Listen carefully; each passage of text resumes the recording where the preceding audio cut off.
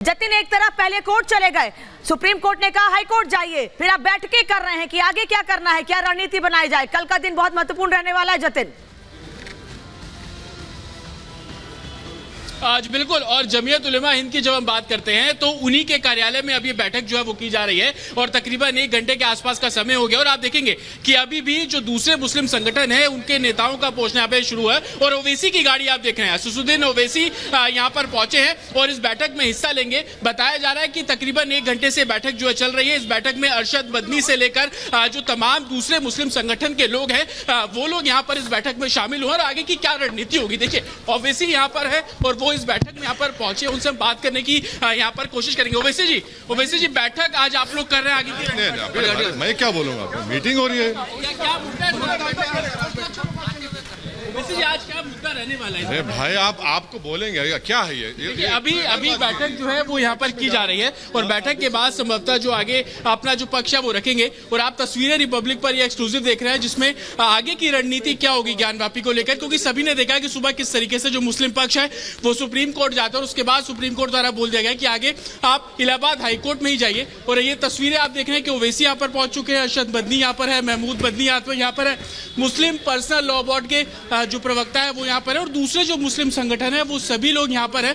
और आगे की रणनीति को लेकर जो चर्चा है वो यहाँ पर साफ तौर पर की जाएगी, क्योंकि जिस तरीके से जिला न्यायालय में जो झटका मिला उसको देखते हुए आगे कहाँ कमी रही, क्या खामियां रही, आगे जब हाईकोर्ट में ये लोग चैलेंज करेंगे वहां पर किन दलीलों को लेकर आगे पुख्ता जो जानकारी है वो रखी जाएगी, उसी को देखते हुए ये बैठक बहुत महत्वपूर्ण बैठक इस लिहाज से भी क्योंकि एक तरफ जो व्यास जी के तहखाने में पूजा अर्चना जो है वो शुरू की जा चुकी है, दूसरी तरफ मुस्लिम लॉ पर्सनल लॉ बोर्ड या यूं कहे कि मुस्लिम पक्ष जो है वो कहीं ना कहीं इस पर रोक लगाने के लिए आतुर है। और ये कारण था कि वो सुप्रीम कोर्ट तक चले गए, लेकिन बाद में उनको हाईकोर्ट जाने के लिए बोला गया है।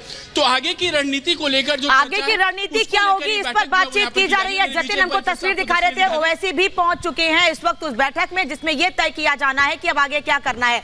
विष्णु शंकर जैन जुड़ेंगे हमारे साथ, उनसे भी समझूंगी तमाम चीजों को, लेकिन अभी अंजलि का रुख करती हूँ। अंजलि, तस्वीरें जो सामने आई है हिंदू पक्ष उससे खुश है और वो ये कह रहा है कि हमें जीत मिली है, न्याय की जीत हुई है, लेकिन रातों रात कोर्ट पहुंच गए और कह रहे हैं रोक लगाइए, इस पर पूजा नहीं करने देंगे।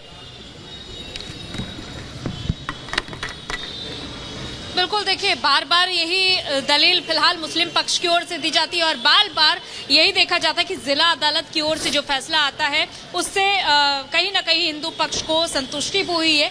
लेकिन अब मुस्लिम पक्ष ने जब देर रात 3 बजे दरवाजा एक बार फिर से सीधे सुप्रीम कोर्ट का खटखटाया तो सुप्रीम कोर्ट ने दोबारा सुप्रीम कोर्ट ने 2-2 कह दिया है कि पहले हाईकोर्ट जाइए, मामला पहले हाईकोर्ट में जाएगा। और ये पहली बार नहीं है अंजलि, इसके पहले भी सुप्रीम कोर्ट मुस्लिम पक्ष को कह चुका है कि आप क्यों हायरार्की को फॉलो नहीं करते हैं, आप सीधे सुप्रीम कोर्ट क्यों आ जाते हैं। धन्यवाद जतिन और अंजलि आपका जानकारी के लिए।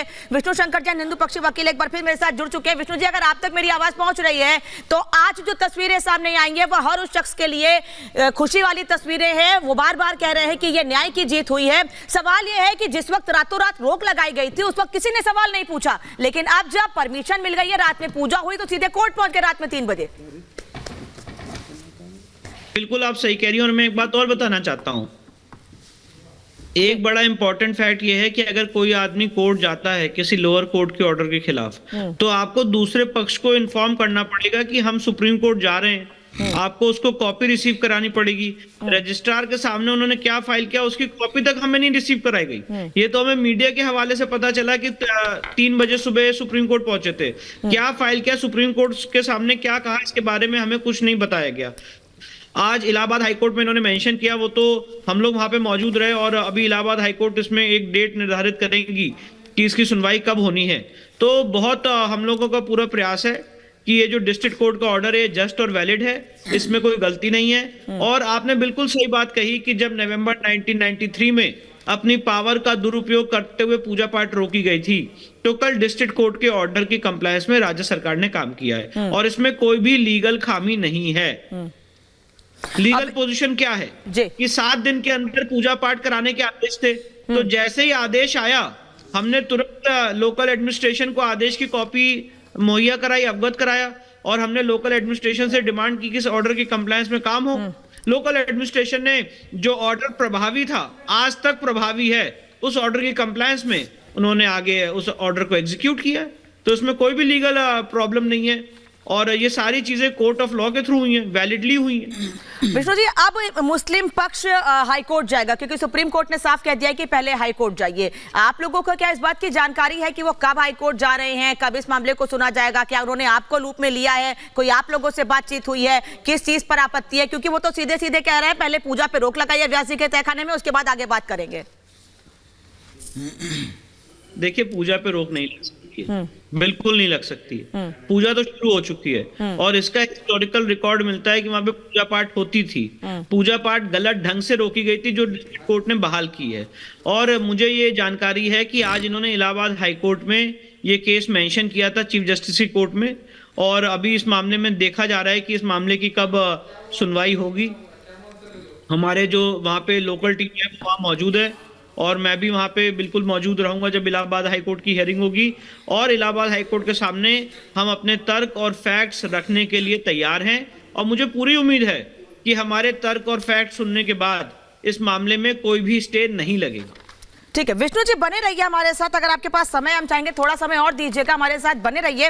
मेरे साथ जो मेहमान जुड़े हैं उनका परिचय मैं करा दूं एक बार। आचार्य राज मिश्रा, हिंदू धर्म गुरु, मेरे साथ जुड़े हैं स्टूडियो से ही। सभी मेहमान स्टूडियो से ही हैं आज। ध्रुव पाठक जी जुड़े हैं, राजनीतिक विश्लेषक स्टूडियो से ही हैं। संजय राणा, राजनीतिक विश्लेषक स्टूडियो से ही मेरे साथ जुड़ रहे हैं। इसके अलावा हाजी रंगरेज, मेहरुद्दीन रंगरेज मेरे साथ हैं, स्टूडियो से ही राजनीतिक विश्लेषक हैं। मौलाना पीर अली कादरी है, इस्लामिक स्कॉलर, मेरे साथ जुड़ रहे हैं। और सैयद जवाद, राजनीतिक विश्लेषक, स्टूडियो से ही मेरे साथ जुड़े। आप सभी लोगों का बहुत बहुत स्वागत है। रंगरेज साहब, पहला सवाल आपसे इसलिए क्योंकि आपने विष्णु शंकर जैन को सुन लिया, वो ये कह रहे हैं किसी भी कीमत पर पूजा पाठ नहीं रुकने देंगे।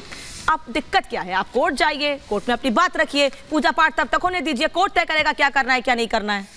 नहीं तो वो तो ऐसे कह रहे हैं जैसे उनका फरमान, देश का फरमान हो कि हम होने नहीं देंगे। अरे भाई, जब 1993 से क्या अभी तक नहीं हो रही थी? नहीं, तो आपने नहीं कहा नहीं होने देंगे। हो रहा था। नहीं, व्यास परिवार, देखिए मैं आपको आज बहुत अच्छे से बताने वाला हूँ कि जो व्यास परिवार है उनके लिए आने जाने के लिए और पूजा करने के लिए इजाजत थी, मगर जो भारी लोग थे, जो आवाम होती है जिसको सारे लोग बोलते हैं, वो उनको जाने के लिए वहां पर मना था। दूसरी बात, जो जज का फैसला आया, जज का रिटायरमेंट में, आज उनका रिटायरमेंट होना था, एक दिन पहले वो जो है ये जजमेंट दे देते, ये भी सवालिया निशान है। और दूसरी बात, अब हम हाई कोर्ट जा रहे हैं। नहीं मैम सुनिए, लॉ एंड ऑर्डर का मसला है, आप समझिए ना। जब सरकार कोर्ट ने फैसला दे दिया या एक दिन पहले रिटायरमेंट से पहले फैसले दे दिया, आपत्ति किस पर है? मेरे को रिटायरमेंट से पहले जो आपत्ति है उस पे भी आपत्ति है, और ये भी आप तय करेंगे। वर्षिप एक्ट की भी आपत्ति है कि वो क्यों नहीं लागू हो रहा। अच्छा। उसे देश के कानून हमारे क्या 1993 तक वहां पूजा हो रही थी, 1993 तक वहां पूजा हो रही थी, तो उसके बाद प्लेसेस ऑफ वर्शिप। अरे सर, आपकी पूजा का तो ऐसा मामला है, आप तो पूजा कहीं भी कर सकते हैं। अरे भाई कर लीजिए कहीं और भी, आपको हमारी मस्जिदों में पूजा करने का क्या शौक चढ़ा हुआ है? ये बताइए। अगर खुदा भी आप हमारी मस्जिद में अपने भगवान गलत है, ये जगह का बयान कोट कर रहा हूं, तो वो भी आप लोग नहीं स्वीकार करोगे, इसको ध्यान रखो।